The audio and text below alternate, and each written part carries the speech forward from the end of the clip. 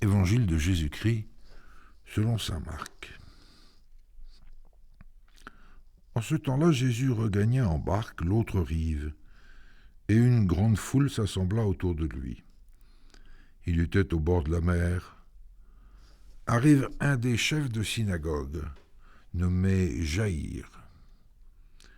Voyant Jésus, il tombe à ses pieds et le supplie instamment. Ma fille, encore si jeune, est à la dernière extrémité. Viens lui imposer les mains pour qu'elle soit sauvée et qu'elle vive. Jésus partit avec lui, et la foule qui le suivait était si nombreuse qu'elle l'écrasait. Or, une femme qui avait des pertes de sang depuis 12 ans, elle avait beaucoup souffert du traitement de nombreux médecins, et elle avait dépensé tous ses biens sans avoir la moindre amélioration.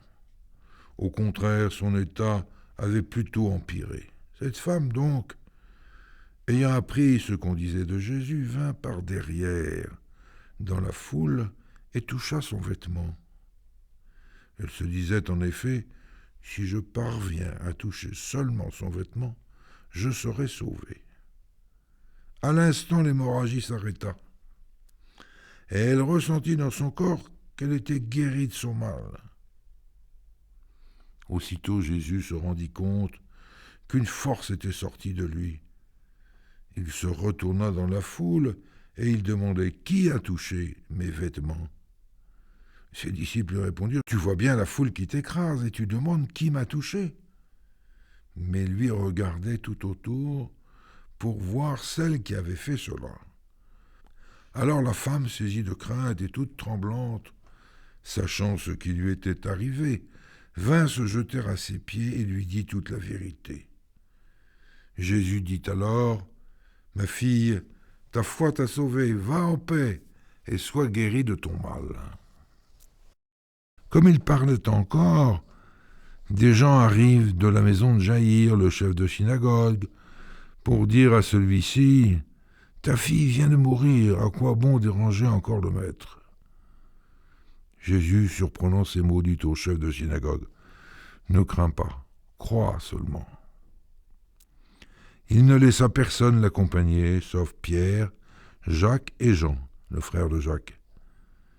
Ils arrivent à la maison du chef de synagogue. Jésus voit l'agitation et des gens qui pleurent et poussent de grands cris. Il entre et leur dit « Pourquoi cette agitation et ces pleurs ?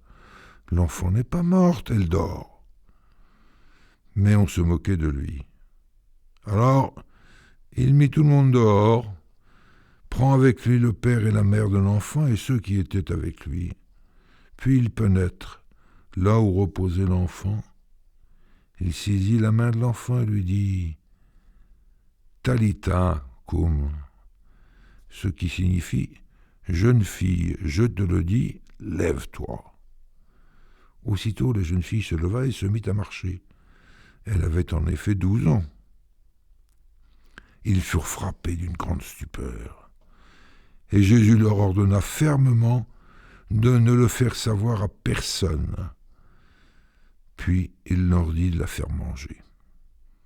Acclamons la parole de Dieu.